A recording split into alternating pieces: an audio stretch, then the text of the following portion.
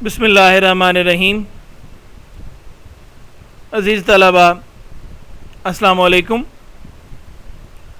اردو سال اول کے آج کے لیکچر کے ساتھ میں ہوں علی عرفان۔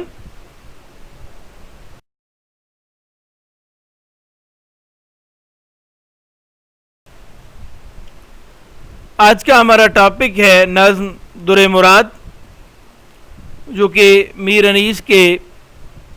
میر ببر علی انیس کے ایک مرثیے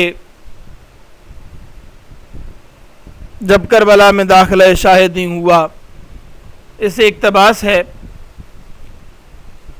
یہ ابتدائی حصہ ہے حضرت عباس کی شہادت کے واقعات سے حوالے سے لکھے گئے مرثیے کا۔ پچھلے لیکچر میں ہم نے ایک بند کی تفہیم کی تھی، آج ہم اگلے کچھ بند دیکھتے ہیں۔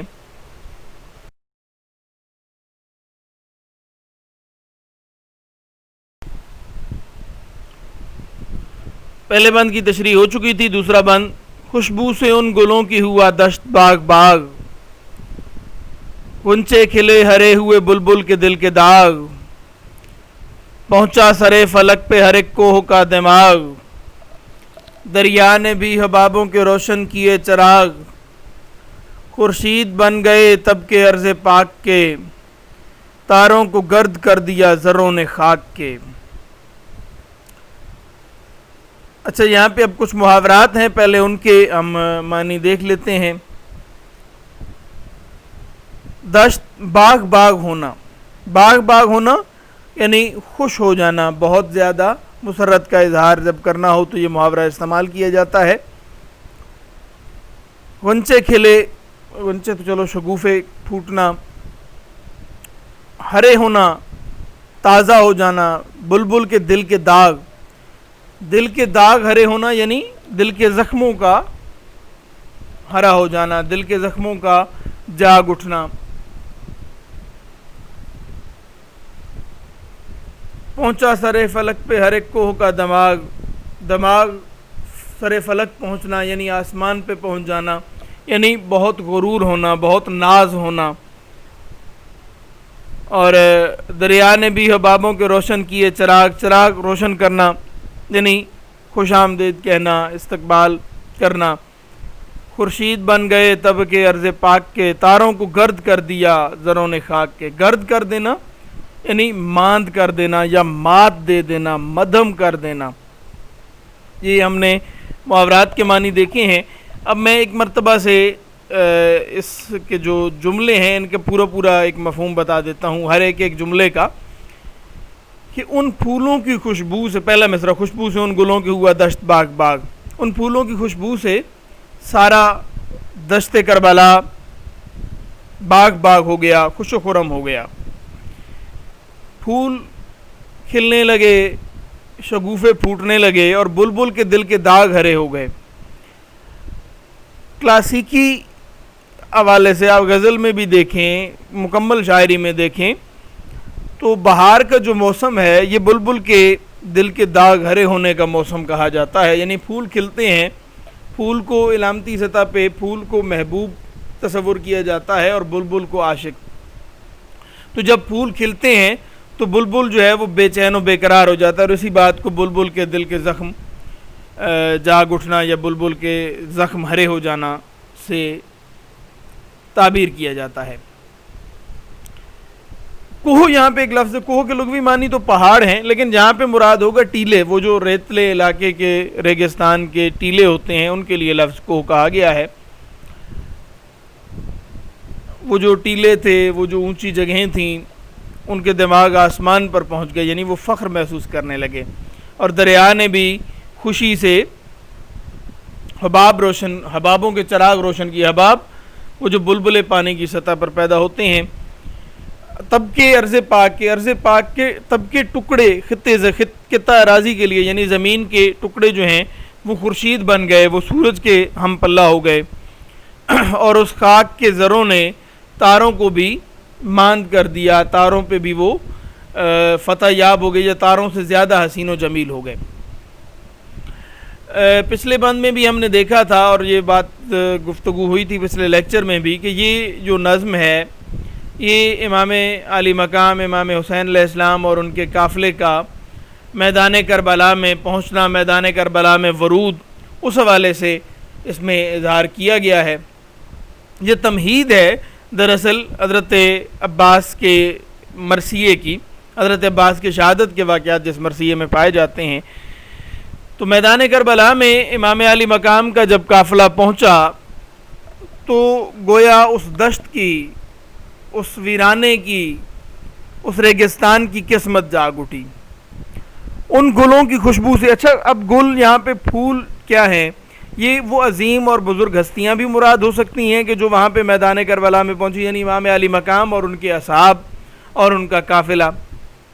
دوسری طرف یہ بھی منظر ہو سکتا ہے کہ ان ہستیوں کے پہنچنے کی وجہ سے دشت میں پھول کھل اٹھے، گویا بہار کا موسم، یعنی اس قدر وہ جو ویران اور بیابان سا اور ویرانہ سا خراب حال ایک خطہ ہے، وہ ان ہستیوں کے پہنچنے کی وجہ سے سربلند و سرفراز ہو گیا۔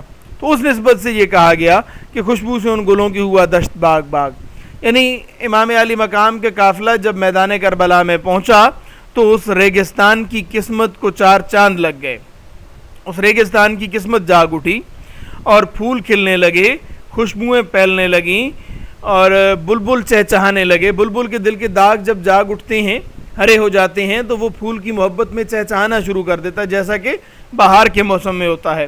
وہاں پہ جو ریگستان میں ٹیلے تھے وہ آسمان کے ہم پلہ خود کو سمجھنے لگے اور ان کا عزت و وقار سے مقام بلند ہو گیا، مقام و مرتبہ بلندی کی طرف جانے لگا۔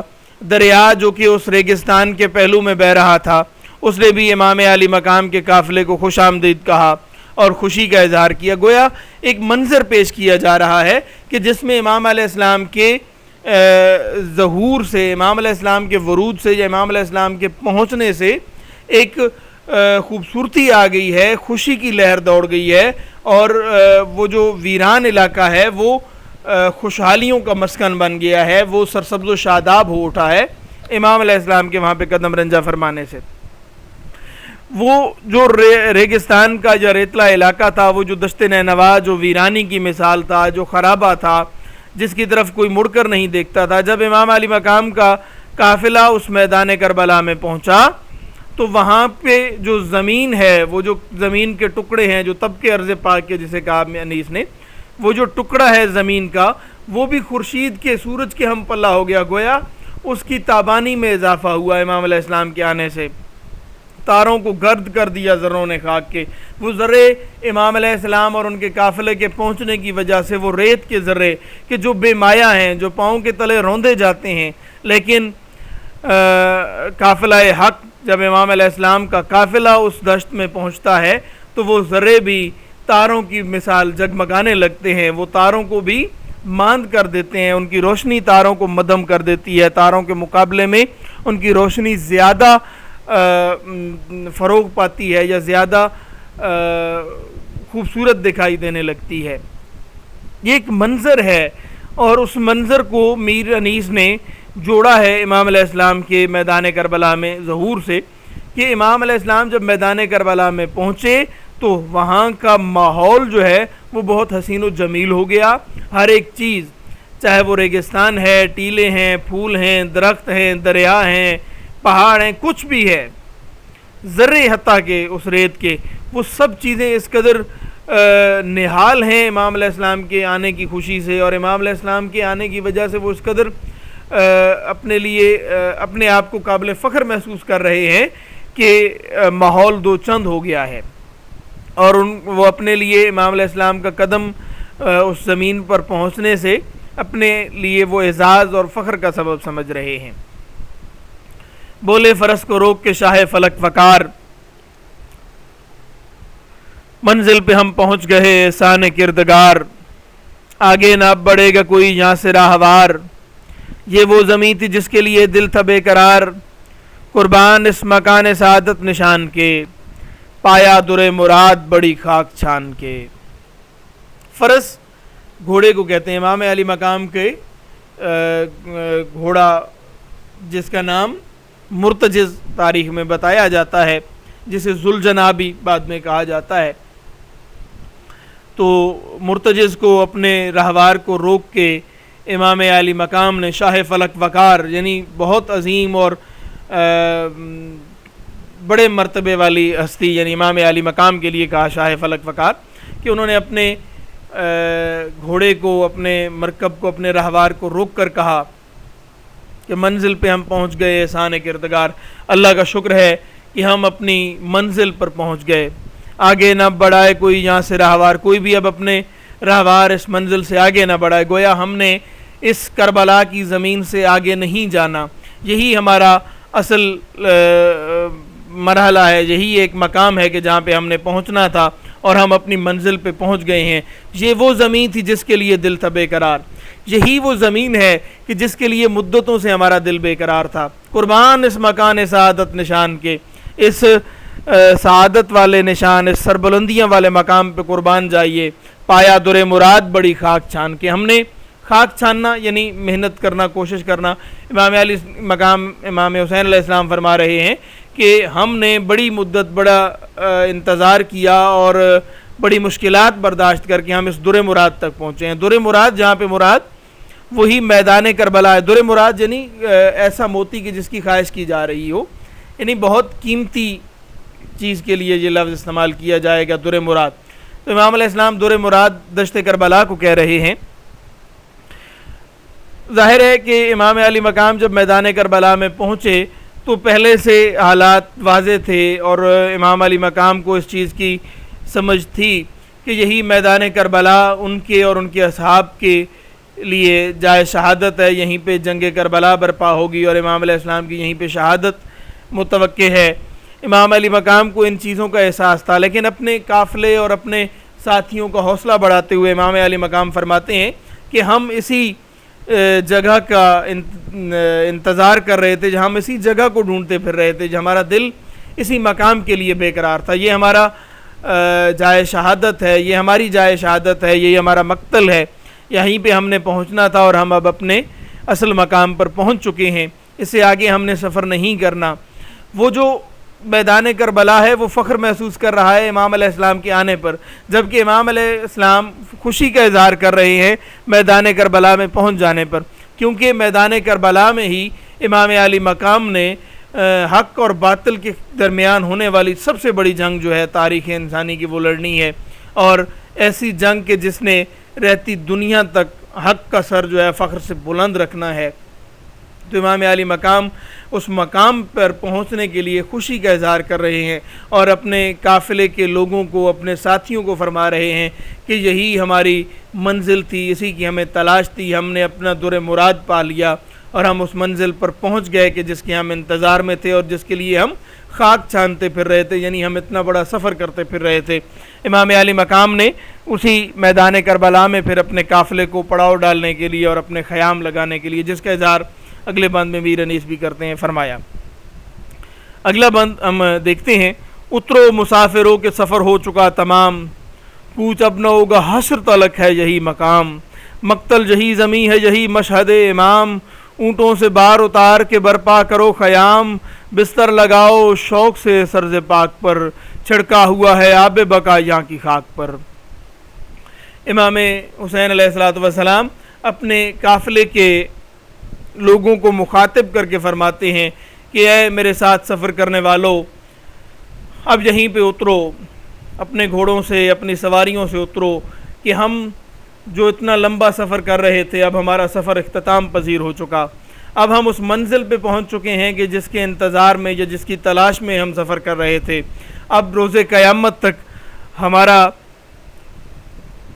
اس مقام سے آگے سفر نہیں ہوگا, روز حشر تک ہمارا یہی مقام ہے, یہی کربلا ہے کہ جس کے انتظار میں, جس کی تلاش میں ہم مدتوں سے سفر کر رہے تھے, یہی مقتل ہے.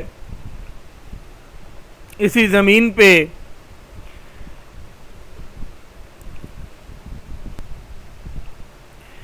امام علیہ السلام فرماتے ہیں کہ اسی زمین پہ میں نے اپنی قربانی پیش کرنی ہے، میں نے اپنے ساتھیوں کی، اپنے بھائیوں کی، اپنے بیٹوں کی قربانی پیش کرنی ہے۔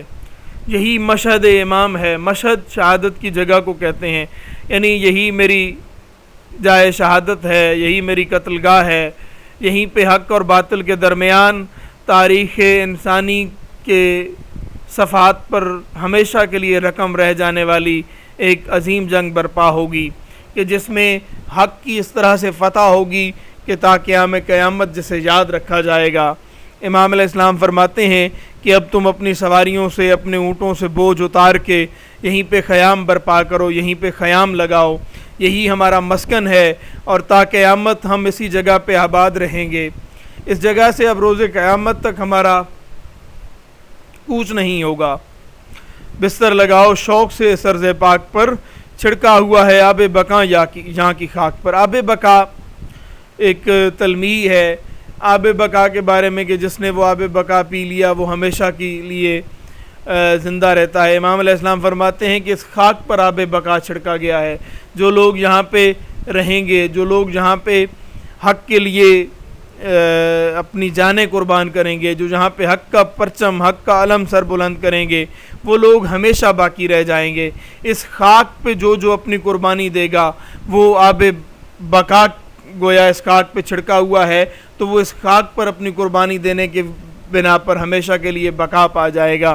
امام علیہ السلام فرماتے ہیں کہ اسی مقام پہ سب لوگ اپنے خیمے نصب کرو، اسی مقام کو اپنا مسکن بناؤ۔ آج سے یہی ہمارا مقام، ہمارا گھر ہے کہ جس پر روزے حشر تک ہمارا قیام ہوگا۔ ہم نے مدینہ سے مکہ اور مکہ سے جو کوفے کا سفر کر رہے تھے، اس کی راہ میں جب یہ کربلا ہے، یہی ہمارا کربلا ہمارے سفر کا اختتام ہے۔ یہیں پہ ہم اپنی قربانیاں پیش کریں گے، اور یہیں پہ ہم اللہ کی راہ میں اپنی جانوں کے نذرانے پیش کریں گے، اور یہیں سے ہم حق کی وہ صدا بلند کریں گے کہ جو تا قیام قیامت ہمیشہ زندہ و پائندہ رہے گی۔ آج کے اس لیکچر میں ہم نے 3 بند کی تشریح دیکھی ہے۔ اس کے ساتھ ہی ہمارا لیکچر جو ہے، جو تفہیم ہے، وہ اختتام پذیر ہوتی ہے۔ اسے اگلے جو 3 بند ہیں وہ انشاءاللہ اگلے لیکچر میں، کیونکہ اگر وہ اکٹھے شامل کیے جائیں تو پھر ٹائم بہت اوور ہو جائے گا۔ آج کا آپ کا ہوم ورک یہی جو ہم نے 3 بند پڑھے ہیں، انہی کی تشریح لکھ کر لانا ہوگا۔ ہوم ورک کی سلائیڈ دیکھ لیتے ہیں۔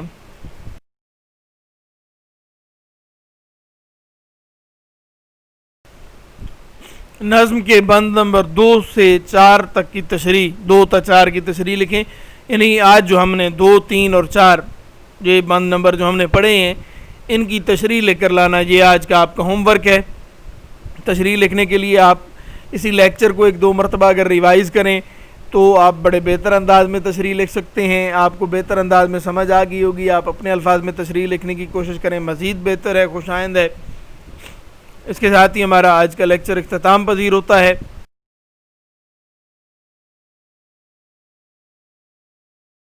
خوش رہیں، خوش رکھیں، اللہ حافظ۔